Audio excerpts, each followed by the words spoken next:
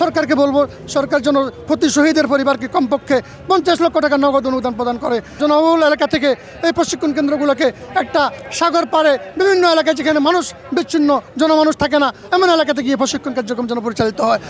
এখানে ক্ষোভের বিষয় না, আসলে আমরা বাকরুদ্ধ কথা বলা আমাদের এখন শোভা পায় না, কিন্তু এরপর আমাদের তো আজকে একটা দুর্ঘটনা ঘটে গেছে। আগামী দিনের জন্য আমরা এই দুর্ঘটনা থেকে শিক্ষা গ্রহণ করতে হবে।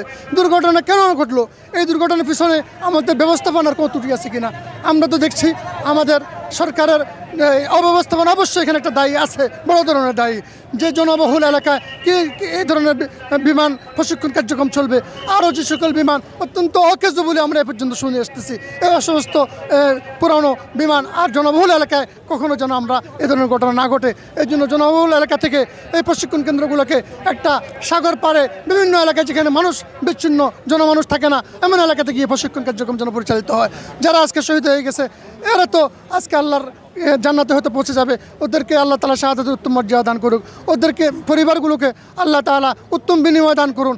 এবং যারা আহত হয়েছে ঝলসে গেছে এদের কি দুরবস্থা, এরা তো ভুগতে থাকবে দীর্ঘ সময়। আমি সরকারের কাছে আহ্বান জানাবো, আল্লাহর কাছে আজকে সকালেও আমরা আমাদের মার্কাজ দাওয়াতুস সুন্নাতে দোয়া করেছি, রাত্রে দোয়া করেছি। এখন আমরা নিজেরা সরাসরি এদেরকে দেখার জন্য, এদের পাশে দাঁড়ানোর জন্য সাধ্য মোতাবেক আসছি। আমি যদি এক গ্লাস পানিও দিই তাদেরকে সহযোগিতা করতে পারি, যারা আছে যারা কাজ করতেছে এদের পাশে দাঁড়ায়, এটা আমাদের লক্ষ্য।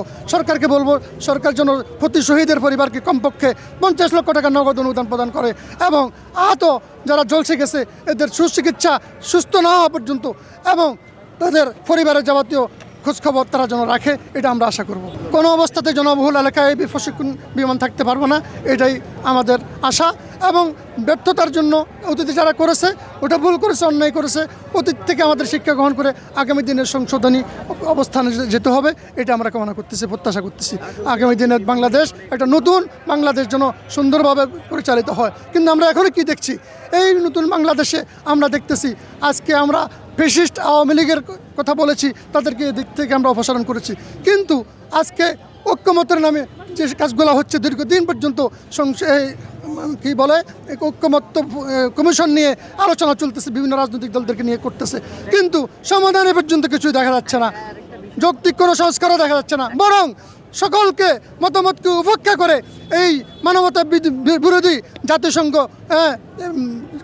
মানবতা কার্যালয় অনুমোদন দিয়েছে এই সরকার। এগুলো